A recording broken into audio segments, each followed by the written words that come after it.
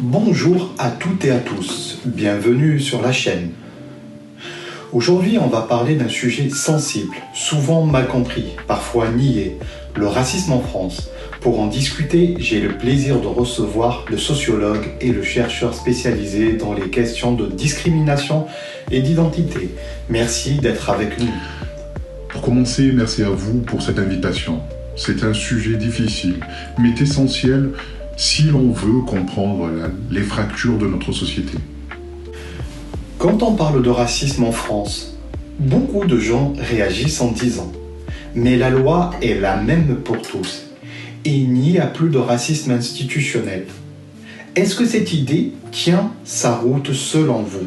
Non, pas vraiment. Il faut distinguer le racisme individuel, celui d'une personne qui insulte ou discrimine, et le racisme institutionnel qui est beaucoup plus subtil. Ce dernier ne dépend pas forcément d'intentions malveillantes, mais de mécanismes collectifs. Dans l'emploi, le logement, la police, l'école. Par exemple, des études montrent qu'un candidat portant un prénom perçu comme arabe ou africain a jusqu'à 30% de chances en moins d'obtenir un entretien d'embauche à compétences égales. Donc, même sans volonté raciste explicite, le système peut produire des inégalités raciales? Exactement. Le racisme n'a pas besoin d'un méchant pour exister. Il se produit à travers des habitudes, des stéréotypes et des institutions qui valorisent certains profils au détriment d'autres. C'est ce qu'on appelle la dimension systémique du racisme.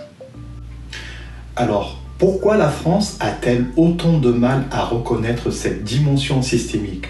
Parce que notre modèle républicain repose sur un idéal d'universalisme. On est censé être tout d'abord citoyen, pas noir, pas arabe, pas blanc. Mais cet idéal, en pratique, empêche souvent de nommer les discriminations. On préfère croire que les différences n'existent pas, plutôt que de les mesurer pour les combattre. Donc, ce refus de parler de race dans des statistiques, c'est un frein à la lutte contre le racisme, si on comprend bien. Oui, ne pas nommer, c'est rendre invisible. C'est un peu comme si un médecin refusait de prononcer le mot maladie pour ne pas blesser son patient. Il ne pourra pas le soigner. La France a besoin de regarder en face ces inégalités raciales sans avoir peur de remettre en question son récit national. Et les médias jouent-ils un rôle dans cette invisibilisation ou au contraire dans la prise de conscience? En fait, les deux. Les médias sont un miroir déformant. D'un côté, ils permettent parfois d'ouvrir le débat, notamment grâce à des journalistes issus de la diversité. Mais d'un autre côté, ils continuent à associer certains groupes à la violence, à la délinquance ou au communautarisme. Regardez la manière dont on parle des quartiers sensibles ou des émeutes. Les mots choisis orientent la perception du public. Donc le racisme se nourrit aussi du langage. Absolument. Les mots façonnent le réel. Quand on répète sans cesse que certains sont problématiques, on finit par le croire collectivement. Le racisme, c'est aussi une question de narration. De qui a le droit de raconter l'histoire? Alors comment on avance? Quelles pistes concrètes pour changer les choses? D'abord, il faut admettre que le problème existe. Tant qu'on est dans le déni, on ne peut pas transformer. Ensuite, il faut agir sur 3 leviers. L'éducation pour apprendre l'histoire coloniale et migratoire de la France de façon complète.